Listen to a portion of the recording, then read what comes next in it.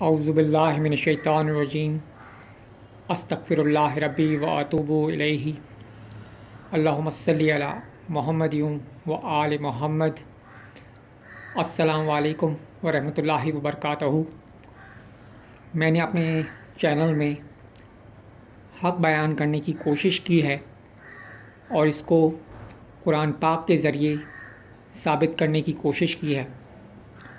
اگر کوئی شخص حق کے ساتھ کھڑا رہے، چاہے وہ اسے پسند آئے یا نہ آئے، تو اللہ پاک کی رحمت سے اس سے نہ کوئی غلطی یا بلنڈر نہیں ہوگا اور نہ وہ کسی بھی قسم کے خسارے میں ہوگا، بلکہ اسے اللہ پاک انعام و اکرام اور حقیقی نجات سے نوازیں گے۔